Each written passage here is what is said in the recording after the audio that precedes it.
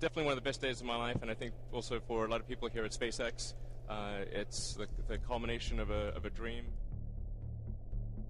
I messed up the first 3 launches. The launches failed. Unfortunately, the 4th launch, which was that was the last money that we had for Falcon 1, the 4th launch worked, or that would have been it for SpaceX. But fate liked us that day. The 4th launch worked. Today is the 9th anniversary of that launch. 3, 2, 1, 0. We're in stage 1. Liftoff indication. We have liftoff. It's a very emotional day, actually. Space separation confirmed. So it's about enabling the extension of life beyond Earth. Fundamentally, the future is vastly more exciting and interesting if we're a spacefaring civilization and a multi-planet species than if we're not. You want to be inspired by things. You want to wake up in the morning and think the future's going to be great. And that's what being a spacefaring civilization is all about. It's about believing in the future and thinking that the future will be better than the past. And I can't think of anything more exciting than going out there and being among the stars.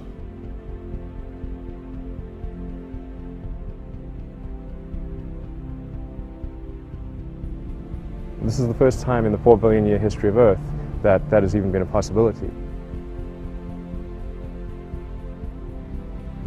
You can have big dreams, but you've got to have some sense of how you can make those a reality. You've got to make sure that success is one of the possible outcomes. Becoming a multi-planet species beats the hell out of being a single planet species.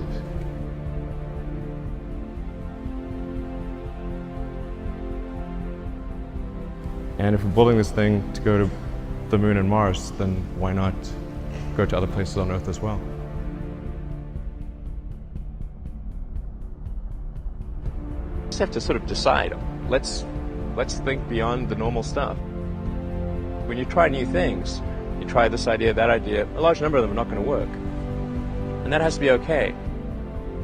I'm a big believer in us becoming a space-faring civilization and ultimately extending life beyond Earth. The extension of life to multiple planets for the first time. Extending life to another planet is a huge quantum leap. The long-term vision is to help make life multiplanetary.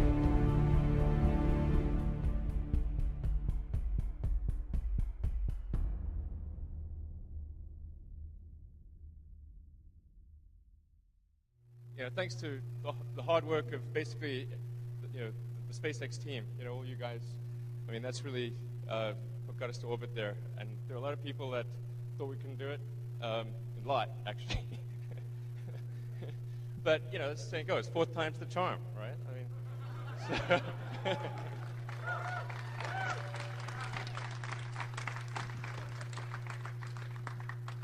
so I mean, this really means a lot to SpaceX. Obviously, I mean, getting to orbit, I mean, that's just a huge milestone. There's only a handful of countries on Earth that have done it. It's normally a country thing, not a company thing.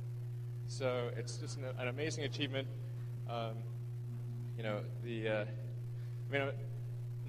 mind's kind of frazzled, so it's kind of hard for me to say anything. But man, definitely, this is one of the greatest days of my life, and I think probably for most people here. It's we've shown people we can do it, and this is just the first step in many.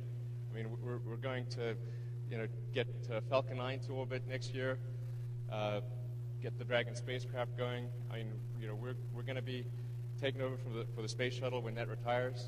I mean, this is we're going to do a lot of things. Ultimately, I think even getting to Mars and things like that. So I think this is definitely the future of SpaceX is really great. I don't know what else to say, because I mean, it's just like so freaking awesome. My mind's blown. So it just except just like to say, reaffirm, this is just the first step of many, and this really opens the way for us to get Falcon 9 going, get manned space flight. I mean, there's just so many cool things that are there in the future.